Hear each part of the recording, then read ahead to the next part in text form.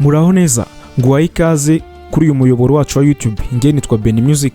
Niba warakoze subscribe kuri YouTube channel yacu ni byiza. Niba uri mushyashya rero ndagusabye uze kwibuka gukora subscribe kandi uze kwibuka gusharinga iyi video unayirayikinge ndetse uze kwibuka gusiga igitekerezo cyawe muri comment. Nuyisangiza abandi uraba uduhaye inkunga ikomeye ndetse uraba ufashije mugenzi wawe kumenya ibi bintu bine tugiye kurebera muri iyi video y'uyu munsi. Hari ibimenyetso ukora n'intoki zawe ukabikora uzi ko ari ibimenyetso byiza kandi mu by'ukuri ari ibimenyetso bibi mu bice bitandukanye by'isi. Urugero, ushaka gushimira umuntu mu Rwanda cyangwa se nko muri Amerika cyangwa se mu kindi gihugu ukabikoresha intoki zawe, cyangwa ushaka gutuka umuntu ukabikoresha intoki zawe. Ibyo bintu hari igihe wibwira ko uri kumutuka kandi we bitewe n'ahantu aturutse icyo kimenyetso agifata nk'ikintu cyiza, cyangwa se ukibwira ko uwo muntu umushimiye ukoresheje intoki zawe kandi iyo bitewe n'ahantu aturutse akabifata nk'igitutsi gishobora kuviramo urwango rukomeye hagati yawe nawe, mukangana mukaba banze bakomeye cyane. Rero muri iyi video nuza kuyikunda uze kuyisangiza mugenzi wawe, nibura abantu 10 urawumpaye inkunga ikomeye cyane. Niba utari wakora subscribe uze gukora subscribe kugira ngo ujye uhora ubona ibihangano byacu ndetse n'amavideo yacu dukora buri munsi. Iyi content ni content nzajya nzana yo kugusobanurira ibintu by'ubwenge, ibintu bigufasha mu buzima busanzwe. Bidakwiye ko nzajya nkomeza gukora indirimbo ndetse n'amakorasi kuri YouTube channel yacu. Nkubwira ko rwose niba uri mushyashya uze kudufasha ukore subscribe, ulayikinge video yacu, usige n'igitekerezo, uraba uduhaye inkunga ikomeye cyane. Twihuse cyane rero ntabwo nshaka iyi video iza kuza kubarambira, tugiye kurebera hamwe ikimenyetso cya mbere. Ikimenyetso muri kubona ni gutyo umuntu yagize intoki mu Rwanda ndetse no muri Amerika. Ikimenyetso gisobanura okay.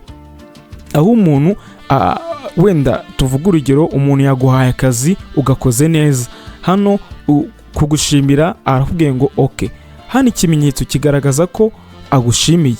Ariko hano turi kuvuga mu Rwanda, muri Amerika no muri East Africa, mu bihugu duturanye nabyo. Nyine abantu duhuje umuco utandukanye, urabyumva nyine naho hari abantu muba muri kumwe ku buryo uhaye umuntu ikimenyetso avuga ati okay nyine akagushimira. Mu by'ukuri ikimenyetso kigaragara nk'aho ari cyiza. Ikimenyetso ni ikimenyetso cy'urukundo muri ibyo bihugu mvuze hejuru. Ikimenyetso ni ikimenyetso mu boss wawe ashobora kuguha runaka, yaguhaye akazi wagakoze neza, ashaka kugushimira akubwira ati okay, wenda ntagashaka kuvugisha, wenda ntagashaka, wenda se afite ikibazo runaka ntagashaka kuvuga, aragushimira akoresha intoki ati okay wabikoze neza, ni byiza, aragushimiye. Urumva ko akwifurije nyine byiza kandi akweretse nyine urukundo. Mu by'ukuri nawe nugaruka mu kazi kuko ubutaha uzaza wishimye uvuga ati wow, ibintu boss yabishimye, nanjye niyo mpamvu ngomba kubikora neza. Rero iki kimenyetso hari ibihugu bimwe na bimwe kigaragara nk'igitutsi gikomeye cyane. Yego, niba uri mu Rwanda ikimenyetso kugikora biremewe, niba uri muri Amerika ikimenyetso kugikora biremewe, ariko nigera mu gihugu cya Brazil, hano ikimenyetso ugomba gushyira akadomo. Iki kimenyetso mu gihugu cya Brazil ntago gisobanuye gushimira. Oya, ikimenyetso ni ikimenyetso kigaragaza gushwana n'umuntu runaka. Niba boss waguhaye akazi, boss wawe nyine ntibimushimisha akabona wabikoze nabi, ahita aguhereza iriya sign. Bivuze iki? Niba uri mu Rwanda ukajya gukorera muri Brazil, uzagende wizeye ko boss wawe ashobora guhereza iki kimenyetso. Nta kiguha uzamenye ko akugaye. Yego, cyangwa se wowe urakimukoreye. Boss wawe murakoranye, wenda uturutse muri Afrika cyangwa uturutse mu Rwanda hano iwacu, ugeze muri Brazil, boss waguhaye akazi, aguhaye amafaranga, wenda kumwe twamenyereye nyine muri Afrika ko ikimenyetso kigaragaza nyine urukundo n'umutima mwiza, nawe gusa ukimukorera. Boss wawe ubu utashobora kutakugarura mu kazi. Niyo mpamvu uba ugomba kumenya gukoresha intoki zawe aho ugomba kuzikoresha nabo muri kumwe ndetse n'igihugu urimo. Yego, niyo mpamvu iyi video nayizanye kugira ngo tuyiye gukoresha intoki zacu neza aho turi hose. Ikimenyetso cya kabiri ni ikimenyetso cya thumb, nacyo kijya gusobanura okay. Ikimenyetso nacyo hano iwacu mu Rwanda gisobanuye ibintu byiza. Mu Rwanda, muri Amerika nacyo gisobanuye ibintu byiza. Boss wawe mwakoranye, cyangwa se boss wawe aguhaye lift mu kazi, cyangwa se aguhaye tip runaka ati okay boss. Kandi nanone mu bihugu bitandukanye nk'u Rwanda ndetse no muri Amerika, ikimenyetso ni ikimenyetso kigaragaza kwemera ikintu runaka. wahanye gahunda n'inshuti yawe urayemereye ati okay, cyangwa se ukayibwira ati komerezaho. Umuntu yakoze ikintu neza ukamubwira ati komerezaho. Iki ni ikimenyetso nyine kigaragaza ibintu byiza, kigaragaza ibyiza, kigaragaza ibyishimo ufitanye na mugenzi wawe. Mu bihugu bitandukanye rero ikimenyetso gishobora kugaragara nk'ikimenyetso kibi cyane, nk'ikimenyetso cy'urwango cyangwa se ikimenyetso cy'imyaku. Reka mvuge nkoresha ijambo imyaku nyine cy'amahirwe makeya. Ushaka kubabaza uwo muri kuvugana, ushaka kumukorera ikimenyetso. Ushaka gukomeretsa umuntu muri kumwe, cyangwa ushaka gukomeretsa inshuti yawe, ushaka kuyikoresha ikimenyetso bitewe n'igihugu ugezemo nka Brazil. Cyane cyane muri Brazil ibimenyetso ubundi biritonderwa cyane, niyo mpamvu umuntu aba agomba kwitondera ibiganza bye n'ahantu abikoresha ndetse n'ahageze. Niba uri kumwe n'inshuti yawe runaka mubiziranyeho, icyo kimenyetso wagikoresha, ariko niba uri kumwe n'inshuti yawe ikimenyetso mutakiziranyeho, ikimenyetso ntugikoresha. Tumaze kubona ibimenyetso bibiri bigaragara neza ahantu hamwe, ahandi bikagaragara nabi. Ikimenyetso cya mbere ni OK y'ikiganza, ikindi nanone ni OK aho umuntu azamura thumb agashyira hejuru. Tugiye kureba ikimenyetso cya gatatu. Ikimenyetso cya gatatu ni ikimenyetso cyo kigaragaza ibintu bibi. Abantu mwese murakizi ikimenyetso nyine gifite nyine urutoki rwo hagati. Ntago ari ikimenyetso cyiza, ni ikimenyetso cy'igitutsi mu bihugu byinshi. Ni ikimenyetso akenshi gisobanura agasuzuguro, uburakari cyangwa se gutuka umuntu runaka. Ariko hari n'abantu bashobora gukoresha ikimenyetso batagamije wenda gutukana cyangwa se batagamije kugaragaza agasuzuguro, ahubwo bitewe n'ukuntu uziranye na mugenzi wawe ikimenyetso ukakimukorera. Nyine from nowhere wowe ubwaho kumva nyine uri free, urisanzuye. Hari n'abantu, dore ko hari n'abantu batukana ugasanga umuntu atutse mugenzi we atari uko wenda mwanze, atari uko wenda mufitiye urwango, ariko nyine agashiduka mututse. Niyo mpamvu rero ikimenyetso nacyo ari ikimenyetso kigaragaza urwango, kigaragaza uburakari cyangwa kigaragaza agasuzuguro. Niyo mpamvu rero ugomba kwitonda ukamenya umuntu uri gukora iki kimenyetso. Ingaruka z'ikimenyetso rero gikomeye, ikimenyetso kizana intonganya hagati ya mugenzi wawe. Tuvuge niba uri kuganira na mugenzi wawe mwashyamiranye ugahita umukora ikimenyetso, nyine ntabwo nshaka kukivuga mu izina, namwe muri kukibona murakizi, ukizi cyane wenda azajya gikora gakeya cyangwa se anabyihorere, kuko nyine ntago ari ngombwa gukurura intonganya hagati yawe na mugenzi wawe. Tuba tugomba kubana twese mu bworoherane n'ubwubahane.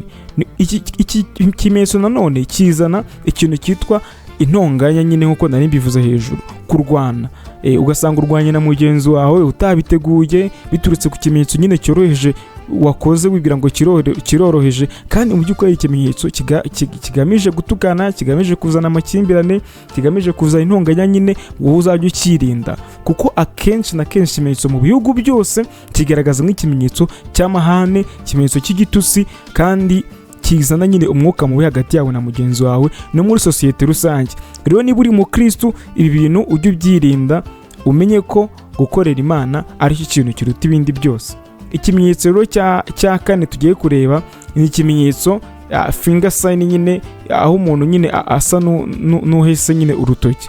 Tugiye kureba ikimenyetso gisobanura iki mu Rwanda, muri Amerika ndetse no mu bindi bihugu bitandukanye. Nkuko twagiye tureba ibindi bimenyetso byo hejuru icyo bishatse kuvuga, ingaruka zabyo, n'iki tugiye kureba ingaruka zabyo, ndetse nawe wagikoresha ntushwane na mugenzi wawe, ndetse nawe ushaka kugikoresha ugashwana na mugenzi wawe. Iki kimenyetso mu mateka y'ibihugu bimwe na bimwe, Burayi ndetse no muri Aziya, ni ikimenyetso cyafatwa nk'ikimenyetso kigaragaza agasuzuguro. Niba ushaka gusuzugura mugenzi wawe ugahita umwoherereza nyine wamuciye nk'amazi runaka, rero ibi bintu ni ibintu bibi cyane. Hari igihe umugenzi wawe azakohereza nk'aka emoji mwandikiranye, ukagira ngo wenda akoresha akantu keza, ni ikimenyetso kigaragaza iki? Agasuzuguro, nyine yaguciye amazi. Ni ikimenyetso nacyo kizana iki? Intonganya, kizana kuvugana nabi na mugenzi wawe, kizana uburakari. Nyine gishobora no gutuma niba mugenzi wawe akohereje iyi emoji ushobora no kutazongera kumwandikira runaka, nyine ugahita wumva uramurakariye, ukumva nyine mu by'ukuri kandi wowe wabikoze uzi ngo ni akantu gasanzwe wamukoreye. Akenshi na kenshi iyi ni emoji ikunda nyine kuba muri WhatsApp cyangwa se n'ahandi hose, ugasanga nyine umuntu arayikohereje, murandikiranye, urayimwohereje. Ni ikimenyetso rero kibi cyane. Rero mu Rwanda abantu benshi ntago bazi ubusobanuro bw'ikimenyetso, bityo ugasanga umuntu apfuye kukohereza iyi emoji atazi ngo ese bishatse kuvuga iki, ese bimeze gute. Aka kantu gasobanura agasuzuguro. Mugenzi wawe nakakohereza uzamubwira ati kunsuzuguye dupfuye iki. Niba muri abiyunga mwiyunge, ariko nanone uzirinde gupfa kohereza umuntu utabizi.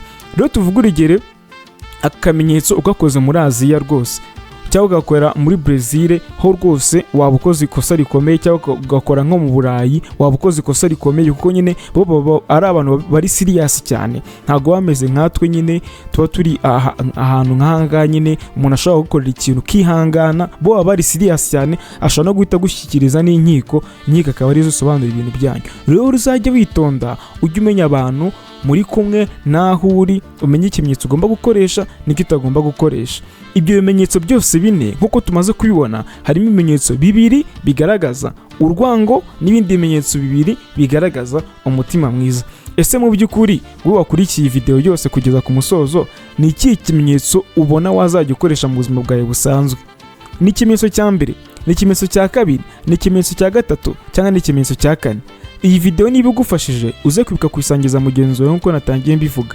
Ndakwinginze uze gukora subscribe niba utari wayikora, kuko iyo ukoze subscribe uba umpaye support mu gukora content, ndetse nawe biragufasha kuzajya ubona content zajya na uploadinga umunsi ku wundi. Ndabizi neza ko witeguye kumfasha, ukore subscribe, uze kulikinga, usige igitekerezo cyawe. Murakoze cyane. Amavideo nk'aya nganza nyabaha cyane, ndetse mbaho indirimbo nk'uko indirimbo zo mpora nzibaha buri munsi. Nzajya mbareza n'amavideo nk'aya ngaya abasobanurira ndetse abahugura mu buzima busanzwe bwa buri munsi. Mwakoze kubana nanjye rero, njye nitwa Beni Music, ndabakunda cyane.